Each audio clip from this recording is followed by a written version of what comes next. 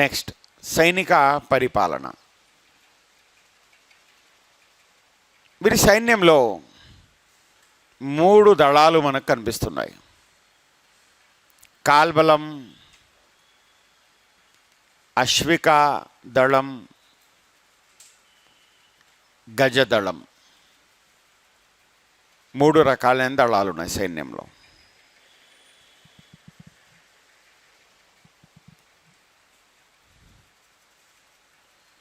కాల్బలానికి అధిపతి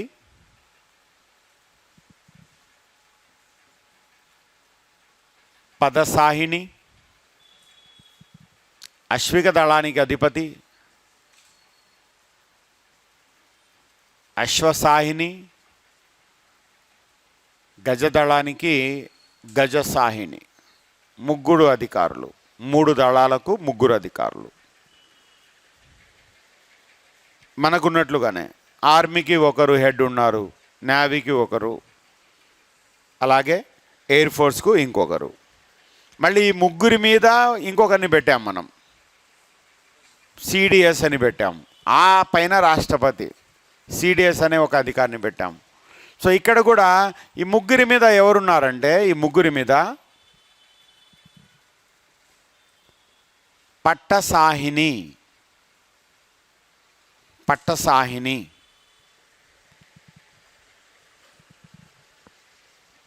లేదా కొన్ని శాసనాల్లో ఇతన్ని మహాబలాధికృత అని కూడా పేర్కొంటారు. మహాబలాధికృత అంటే సర్వ సైన్యాధిపతి అని అర్థం. మహాబలాధికృత, సర్వ సైన్యాధిపతి. వీళ్ళేమో సైన్యాధిపతులు, ఆయనేమో సర్వ సైన్యాధిపతి. సర్వ సైన్యాధిపతి అంటే ఏంటి? సర్వ సైన్యాలకు అధిపతి.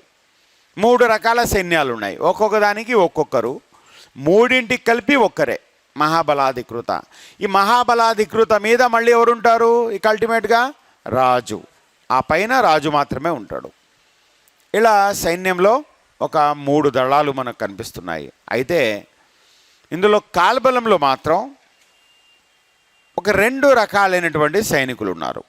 కాల్బలంలో విలుకాళ్ళు, సామాన్య సైనికులు. విలుకాళ్ళు, సామాన్య సైనికులు. విలుకాళ్ళు అంటే బాణాలు వేసేవాళ్ళు, సామాన్య సైనికులు అంటే మామూలుగా యుద్ధం చేసేవాళ్ళు, కత్తులతో యుద్ధం చేసేవాళ్ళు. సామాన్య సైనికుల్లో మళ్ళీ అనేక వర్గాలు ఉన్నాయి. సామాన్య సైనికుల్లో ఎవరెవరు ఉన్నారు? వీళ్ళలో సామాన్య సైనికుల్లో లెంకలు ఒక వర్గం. వీళ్ళలో లెంకలు.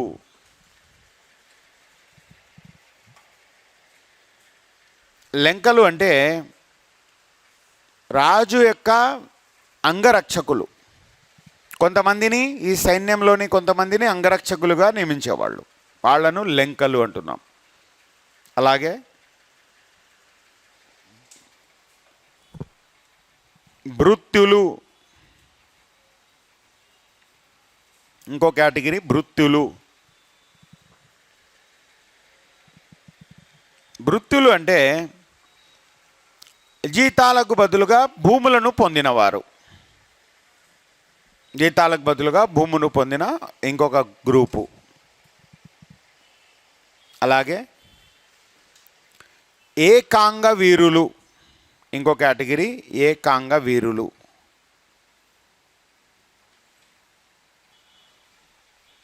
ఏకాంగ వీరులు వీరిని మల్లయోధులు అని చెప్పవచ్చు మనం. మల్లయోధులు, ఏకాంగ వీరులు అంటే మల్లయోధులు అంటే ద్వంద్వ యుద్ధం చేసేవాళ్ళు, ద్వంద్వ యుద్ధం చేసేటటువంటి వాళ్ళు ఏకాంగ వీరులు. సినిమాలో చూసుంటారు, బాగా బాడీ పెంచి ఉంటారనమాట సైన్యంలో కొంతమంది. వాళ్ళేంటి మామూలుగా యుద్ధంలో పాల్గొనడం కాకుండా ద్వంద్వ యుద్ధం చేస్తారు. అలాగే ప్రౌఢ వీరులు. ఇన్ని రకాల వర్గాలు ఉన్నాయి సైన్యంలో. ప్రౌఢ వీరులు. ప్రౌఢ వీరులు అంటే యుద్ధ నిపుణులు. యుద్ధ నిపుణులు అంటే బాగా యుద్ధంలో నిష్ణాతులైనటువంటి వాళ్ళు. సామాన్య సైనికుల్లో ఇన్ని గ్రూపులు ఉన్నాయి. ప్రౌఢవీరులు అంటే యుద్ధ నిష్ణాతులు, యుద్ధంలో బాగా నైపుణ్యం సాధించినటువంటి వారు. రైట్. తర్వాత ఈ కాలపు ఆర్థిక వ్యవస్థ ఎలా ఉంది?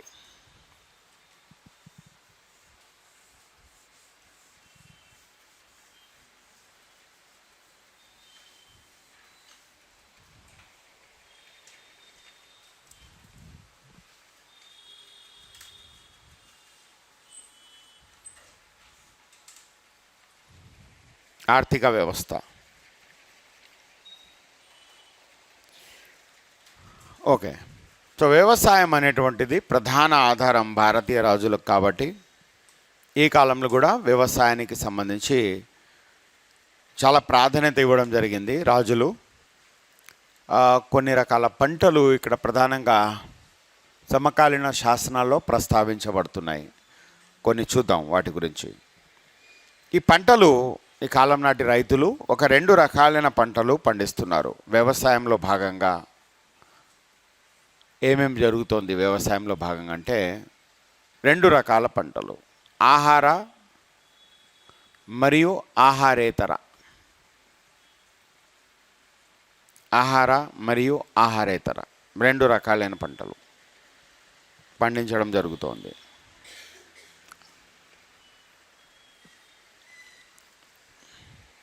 ఆహార పంటలు అంటే ఏంటి? ఆహార పంటలు తినడానికి, పారేయడానికి కూడా పండిస్తామా పంటలు? డైరెక్ట్గా మనం కన్జ్యూమ్ చేయడానికి, ఆహారంగా వినియోగించడానికి ఉపయోగపడే పంటలు. కొన్ని ఏమో వినియోగించుకోవడానికి ఉపయోగపడే పంటలు. వినియోగించడానికి ఉపయోగించే పంటలు అంటే పత్తి ఉంది ఫర్ ఎగ్జాంపుల్, దాన్ని తినలేము కానీ ఉపయోగపడుతుంది. ఇండిగో ఉంది, నీలిమందు, ఇలాంటివి అన్నమాట. ఇలాంటివి వాటిని వ్యాపార పంటలు అంటారు లేదా ఆహారేతర పంటలు అంటారు. 2 రకాల పంటలు పండిస్తున్నారు. ముందుగా కొన్ని ఆహార పంటలు చూద్దాం. ఎలాంటి ఆహార పంటలు ఇక్కడ ప్రధానంగా పండించడం జరుగుతోంది అంటే నేరుగా మనము తినడానికి ఉపయోగించే పంటలు. వరి ఉంది, పండించినట్లుగా నేరుగా తినేస్తాం మనం, దాన్ని ఏం చేయాల్సిన పని లేదు. అలాగే జొన్నలు ఉన్నాయి, దాన్ని కూడా నేరుగా మనం తినేస్తాం. అలా కాకుండా ఇంకొన్ని పంటలు ఉన్నాయి. వేరుశనగ పంట ఉంది, నేరుగా తింటామా? దాన్ని తినాం, దాన్ని నూనె తీసి ప్రాసెస్ చేసి తింటాం. చెరకు ఉంది, నేరుగా ఉపయోగిస్తామా? లేదు, దాన్ని మళ్ళీ ప్రాసెస్, దాన్ని గానుగా తిప్పి బెల్లం తయారు చేసో చక్కెర తయారు చేసో తింటాం. ఇవన్నీ ఆహారేతర పంటల కింద వస్తాయి. యాక్చువల్గా వ్యాపార పంటలు అంటాం, అంటే వ్యాపారాల నిమిత్తం ఉపయోగించే పంటలు. మిగిలినవన్నీ ఏంటంటే డైరెక్ట్గా మనం ఆహారం కోసం ఉపయోగించేటటువంటి పంటలు. రైట్. వరి ఆహార పంటల్లో ముఖ్యమైనది. వరి, జొన్నలు, సజ్జలు, పప్పు దినుసులు లేదా పప్పు ధాన్యాలు ముఖ్యమైనవి. వాణిజ్య పంటల్లో లేదా ఆహారేతర పంటల్లో ముఖ్యమైనవి ప్రత్తి, నువ్వులు, చెరకు, ఆముదాలు మొదలైనవి. రైట్. ఇక భూములను వీళ్ళు ఎలా కొలిచేవారు? మనం ఈ రోజుల్లో భూములను ఎకరాలు అని కొలుస్తున్నాం. ఎకరాల్లో లేదా హెక్టార్లు అంటాం మనం. ఎకరాలు, హెక్టార్లు ఈ 2 మనకు భూములను కొలిచేటటువంటి ప్రమాణాలు. మరి వీరి కాలంలో ఈ ప్రమాణాలు ఎలా ఉన్నాయి? క్వశ్చన్స్ అడిగేటటువంటి అంశాలు అన్నమాట ఇవి. ఈ టర్మినాలజీ ఏదైతే ఉందో అది ఆబ్జెక్టివ్లో ఇంపార్టెంట్. శాతవాహనుల కాలంలో భూములను ఏమని కొలిచారు లేదా భూమిని కొలుచు ప్రమాణం ఏది, ఇలా క్వశ్చన్ వస్తుంది. నివర్తనాలు అన్నారు అక్కడ. మరి వీళ్ళు ఏమని పిలుస్తున్నారు? నివర్తనం అంటే ఏంటి? మన ఎకరాల్లాగా మనం ఎకరం అంటాం, వాళ్ళు నివర్తనం అంటారు. అలాగే బ్రిటిష్ వారి కాలంలో వాళ్ళు బిగా అని కొన్ని ప్రాంతాల్లో ఉండేది. బిగా రకరకాల పేర్లు ఉంటాయి. బిఘా, 3 బిఘా, 2 బిఘా, ఈ విధంగా అన్నమాట మనకు. వీళ్ళు ఏమని పిలుస్తున్నారు? సో కొన్ని పేర్లు వాడారు వీళ్ళు భూమిని కొలిచేటటువంటి ప్రమాణాలు. తూము మొట్టమొదటిది. తూము, తూము, కొంచెము, తూము, కొంచెం,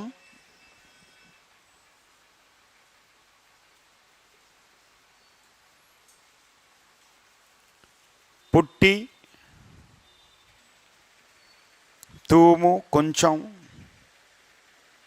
పుట్టి, ఖండిక,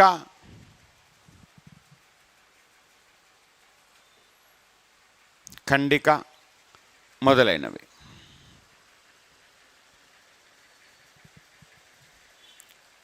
అలాగే భూములను కొలిచే సాధనాలు. భూములను కొలిచే సాధనాలు మనం ఎలా కొలుస్తున్నాం భూములను? ఏ సాధనాలు కొలుస్తున్నాం భూములను? దేంతో కొలుస్తాం భూమిని? మీ దగ్గర ఒక 2 ఎకరాల భూమి ఉంది, ఎలా కొలుస్తారు దాన్ని?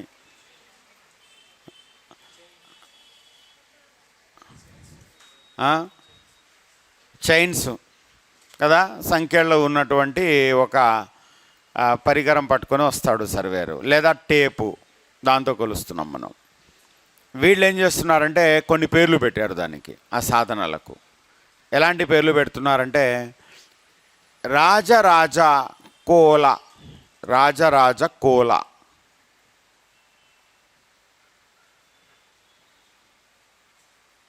ముమ్మడి భీమ కోల,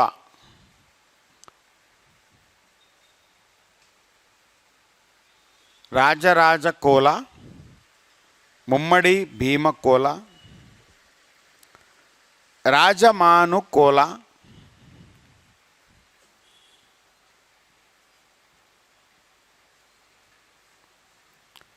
సత్యరత్నాకర కోల. అంటే కోల అని వస్తే గమనించాలి, ఇంకా కోల అనే పేరు వస్తే భూమిని కొలుచు ప్రమాణం అని మనం గుర్తుపెట్టుకోవాలి. ఇక్కడే బ్రాకెట్లో రాసుకోండి. చోళులు ఏమని పిలిచారు ఈ ప్రమాణాలను? చోళులు దేని ఆధారంగా భూములను కొలిచేవారంటే ఒక 2 సాధనాలు ఉన్నాయి చోళుల దగ్గర. సాధనాలు, పరికరం అమ్మా ఇది. సాధనం అంటే ఏంటి? పరికరం. ఇవి ప్రమాణాలు. ఏంటి తేడా రెండింటికి? రెండింటికి తేడా ఏంటి?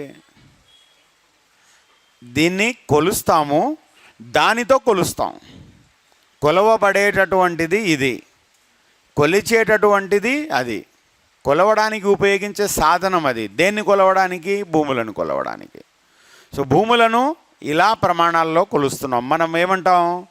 మనకు రకరకాల, ఫర్ ఎగ్జాంపుల్ గజాలు అంటున్నాం, మనం సెంట్లు అంటున్నాం, ఎకరాలు అంటున్నాం, హెక్టార్లు అంటున్నాం. అలాగే సేమ్ అవి కూడా సేమ్ అలాగే. ఇక అంతకంటే స్పష్టంగా చెప్పడం సాధ్యం కాదు ఇంకా. రైట్.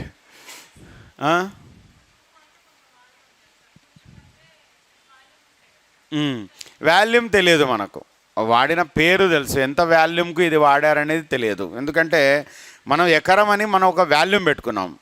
సో వాళ్ళ వాల్యూమ్ ఏమో మనకు తెలియదు కదా. ఆ రోజుల్లో భూమి బోల్డ్ అంతా, కాబట్టి మనం గజాల్లోకి వచ్చాం.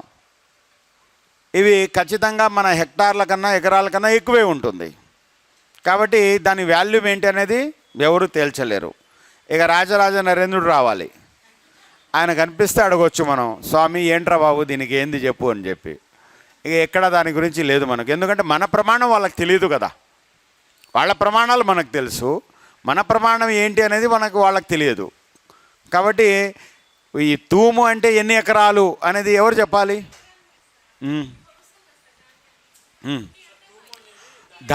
ధాన్యాన్ని కొలవడానికి కూడా ఉపయోగిస్తాం ఇవి, కానీ భూములకు ఇక్కడ ఉపయోగిస్తున్నారు వీళ్ళు. ధాన్యాన్ని మనం కొలుస్తాం. మన దగ్గర ఇళ్లలో పెద్ద పెద్ద అవి ఉండేవి కదా, ఏమంటాం వాటిని? కాదమ్మా, ఒక పెద్ద బుట్టలాగా ఉంటుంది కదా, ఇళ్లలో పెట్టుకొని ఉంటాం పాతకాలాల్లో. ఇప్పుడు లేవనుకోండి ఎవరి దగ్గర కూడా. ఊళ్ళలో పాతకాలంలో ఆ మేదరోళ్ళ కాడ చేపించి ఒక పెద్ద బుట్టలాగా అనమాట. ఎంత బుట్ట అంటే ఈ పైన టాప్ కంటుతుంటుంది బుట్ట, అది పుట్టినో ఏదో అంటాం దాన్ని, గాదెలు అలాంటి వాటిలో ధాన్యం పెట్టుకునేవాళ్ళం మనం. బస్తాలు గిస్తాలు కాదు, వాటిలో పోసి పెట్టుకునేవాళ్ళం. ఇళ్లలో పడి ఉంటుందన్నమాట అది, నెలల తరబడి, సంవత్సరాల తరబడి. అట్లా వీళ్ళు ఏమంటే భూములను పిలుస్తున్నారు. అట్లా అంత డీప్గా వెళ్ళిపోకండి, వాట్ ఈజ్ వాట్ అనేది చూడండి. ఏమని పిలిచారు అంతవరకే. మనకేం ఈ తూర్పు చాళుక్యుల మీద మనం రీసెర్చ్ చేయట్లా. వీడి మీద మనకు 5 క్వశ్చన్స్ వస్తాయి, అవి మనం ఏం గుర్తుపెట్టుకోవాలా అంతవరకే చూద్దాం. రైట్. వ్యవసాయం తర్వాత నెక్స్ట్ ఆ చోళులు ఏమని పిలుస్తున్నారంటే ఒక 2 పేర్లతో పిలిచారు చోళులు. సాధనాలు అన్నమాట ఇవి. మా వెలి, చోళులు ఉపయోగించినటువంటి సాధనాలు ఇవి. మా వెలి.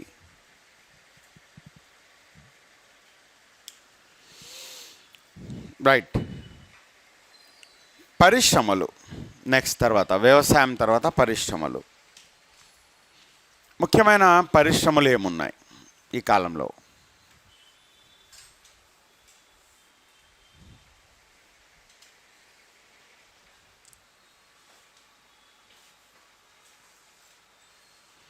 పరిశ్రమలు అంటే ఏదో మెషిన్లు పెట్టి భారీగా ఫ్యాక్టరీలు పెట్టి తయారు చేస్తున్నారు వస్తువులు అని కాదు. ఇక్కడ పరిశ్రమలు అంటే చేతి వృత్తులు, అంటే చేత్తో తయారు చేసినటువంటి వస్తువులు అని భావించాలి.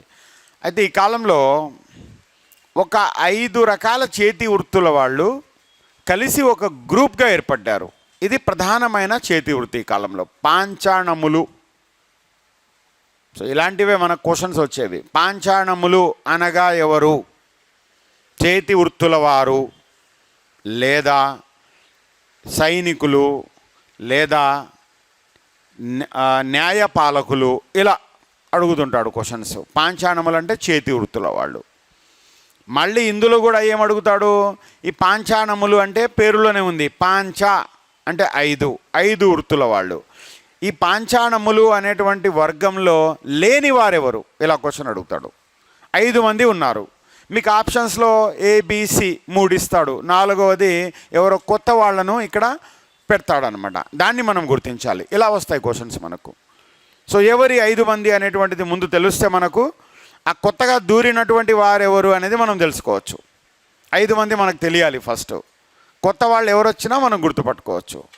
ఎవరు వీళ్ళు? 5 మంది, 5 వృత్తుల వాళ్ళు. వడ్రంగులు, కంసాలులు, శిల్పులు. బ్రాకెట్లో రాసుకోండి, శిల్పులు ఒక దగ్గర బ్రాకెట్లో.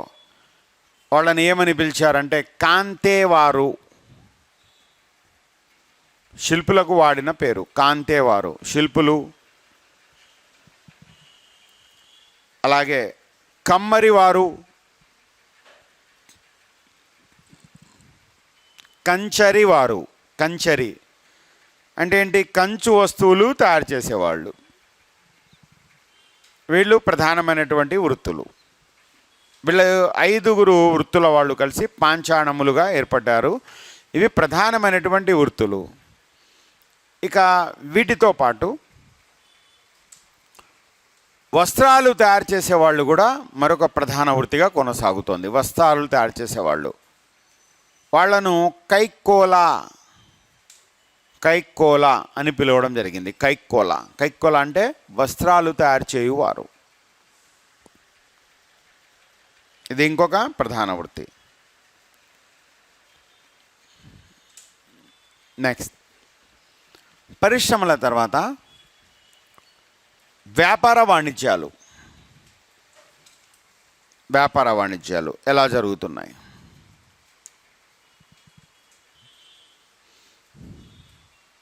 ఈ కాలంలో మనకు 2 రకాల వ్యాపార వాణిజ్యాలు కనిపిస్తున్నాయి. వ్యాపార వాణిజ్యాల విషయానికి వస్తే ఒక 2 రకాల వ్యాపార వాణిజ్యాలు కనిపిస్తున్నాయి.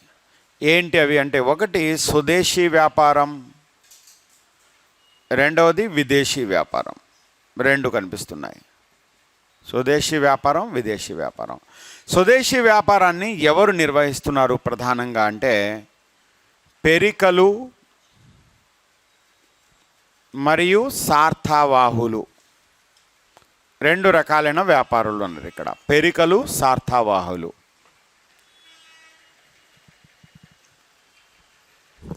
ఈ పెరికల యొక్క వ్యాపారం ఎక్కడ జరుగుతోంది, సార్థవాహులు ఎక్కడ వ్యాపారం చేస్తున్నారు అంటే పెరికలు అనేటువంటి వాళ్ళు వీరు ప్రధానంగా వారాంతపు సంతలలో వ్యాపారాలు నిర్వహించేవారు.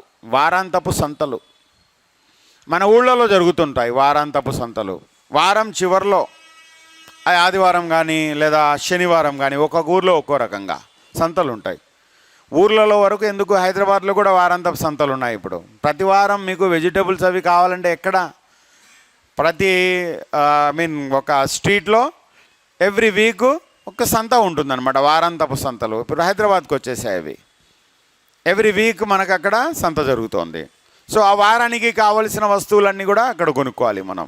ఊళ్ళలో బాగా జరుగుతాయి వారాంతపు సంతలు, ఎందుకంటే ఊళ్ళలో పెద్దగా ఆధారం లేదు. ఇప్పుడు వేరే అనుకోండి, ఇప్పుడు అంతా ఎక్కడ చూసినా రిలయన్స్ ఫ్రెష్ లేకుంటే మార్ట్ ఇవన్నీ మనకు ప్రతి ఊర్లో వచ్చేసాయి. ఇప్పుడు అంతా ఇంపార్టెన్స్ లేదు, వీళ్ళకు తగ్గిపోయింది. వారాంతపు సంతలు. అసలు పెరిక అనే పదానికి అర్థం గోనె సంచి అని. పెరిక అనే పదానికి అర్థం గోనె సంచి. పెరిక బలిజలు అని ఉంటారు మనకు. బలిజల్లో ఒక కమ్యూనిటీ అనమాట పెరిక బలిజ అని చెప్పి. అంటే వీళ్ళు ప్రధానంగా వ్యాపారం చేసేటటువంటి వాళ్ళు. పెరిక అనే పదం, బలిజలు యాక్చువల్గా వాళ్ళు పెరిక బలిజలు ఎందుకంటామంటే వ్యాపారులుగా ఉన్నటువంటి బలిజలు, అందుకని పెరిక బలిజ అనే పేరు వచ్చింది వాళ్లకు. పెరిక అంటే ఏంటి, గోనె సంచి. ఈ వ్యాపారులు ఏం చేస్తారు, వారాంతపు సంతల్లో వచ్చేవాళ్ళు.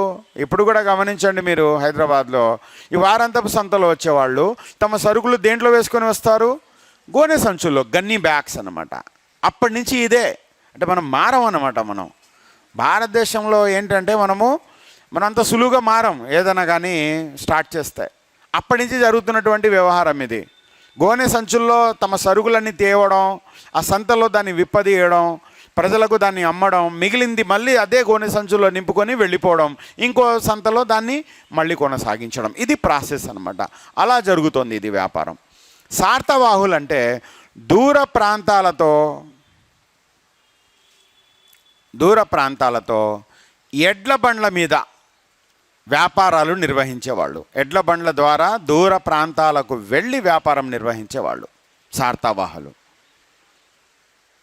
ఈ ప్రతి టర్మినాలజీ ఇంపార్టెంట్ మనకు. సార్థవాహులు అనగా క్వశ్చన్ అడిగాడు ఒకసారి. సార్థవాహులు అనగా దూర ప్రాంతాలతో వ్యాపారం చేసేవారు లేదా దూర ప్రాంతపు వ్యాపారులు. ఇది ఆన్సర్ దానికి. నెక్స్ట్ తర్వాత విదేశీ వ్యాపారం ఎలా జరుగుతోంది. విదేశీ వ్యాపారం అనేటువంటిది శ్రేణుల ఆధ్వర్యంలో జరుగుతోంది. శ్రేణులు ఉన్నాయి దానికి. విదేశీ వ్యాపారానికి శ్రేణులు ఉన్నాయి. ఏంటి శ్రేణి అంటే ఏంటి, వ్యాపార సంఘాలు. శ్రేణులు అంటే వ్యాపార సంఘాలు. ఒక్కొక్క వృత్తి వారు ఒక్కొక్క సంఘంగా ఇక్కడ ఏర్పడడం జరిగింది. ఒక్కొక్క వృత్తి వారు ఒక్కొక్క సంఘంగా. వస్త్రాలు తయారు చేసేవాళ్ళు ఒక సంఘం, అలాగే కంచు వస్తువులు తయారు చేసేవాళ్ళు ఒక సంఘం, కుండలు తయారు చేసేవాళ్ళు ఒక సంఘం. ఇలా శ్రేణులు ఏర్పడుతున్నాయి, సంఘాలు ఏర్పడుతున్నాయి. వీళ్ళు తమ వస్తువులను తీసుకొని విదేశాలతో వ్యాపారం చేస్తున్నారు. విదేశీ వ్యాపారంలో శ్రేణులు ప్రధానంగా కనిపిస్తున్నాయి. అయితే ఈ విదేశీ వ్యాపారం చేస్తున్న శ్రేణుల పేర్లు మనకు సమకాలీన శాసనాల్లో కొన్ని చోట్ల ప్రస్తావించబడ్డాయి. కొన్ని శ్రేణుల పేర్లు చూద్దాం. అయ్యవోలు శ్రేణి,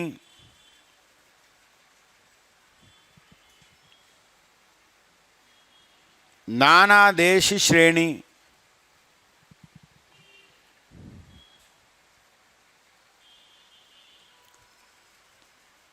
పరదేశీ శ్రేణి,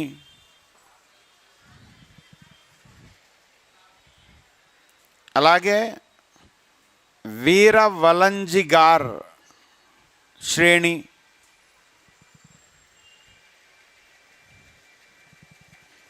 ఇలా రకరకాల శ్రేణులు ఏర్పడ్డాయి. ఈ శ్రేణులను పెక్కుండ్రు అనేటువంటి పేరుతో కూడా పిలిచేవాళ్ళు. శ్రేణి లేదా పెక్కుండ్రు.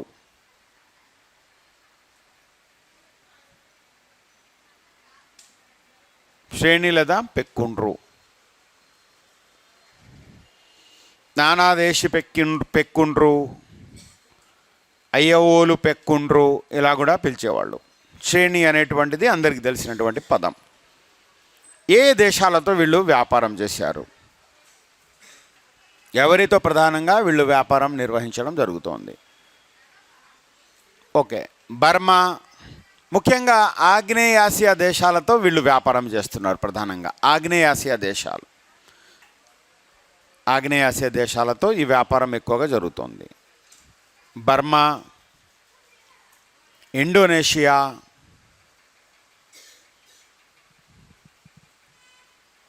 సయాం. సయాం అంటే థాయిలాండ్ అని. సయాం, థాయిలాండ్, కాంబోడియా మొదలైనవి. ఓకే, కాంబోడియా మొదలైనవి. రైట్. ఈ వ్యాపారాన్ని ప్రోత్సహించడం కోసం రాజులు ఈ కాలంలో అనేక రకాల నాణ్యాలు జారీ చేసేవాళ్ళు. నాణ్యాలు ఎంత ఎక్కువగా చలామణిలో ఉంటే అంతగా వ్యాపార వాణిజ్యాలకు ప్రోత్సాహం లభిస్తుంది.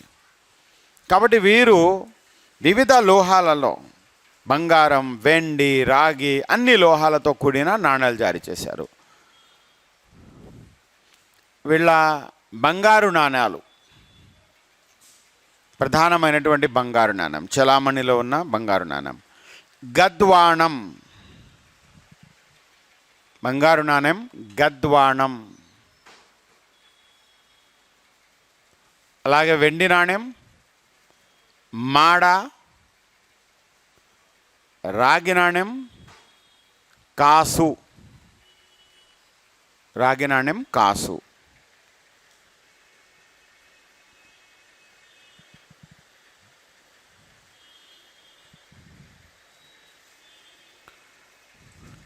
కొన్ని ప్రాంతాల్లో జరిపిన తవ్వకాల్లో ఈ రాజులకు సంబంధించిన నాణాలు, మనకు రాగి నాణాలు ప్రధానంగా లభించాయి.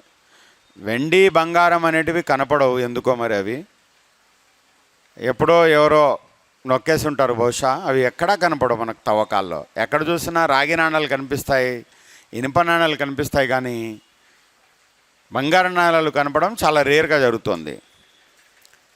నల్గొండ జిల్లా దొండపాడు ప్రాంతంలో, నల్గొండ జిల్లా దొండపాడు ప్రాంతంలో తూర్పు చాళుక్యుల కాలం నాటి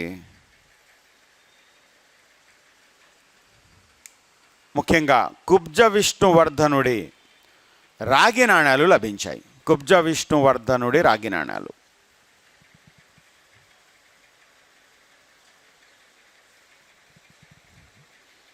ఎస్, ఓకే, రేపు కంటిన్యూ చేద్దాం.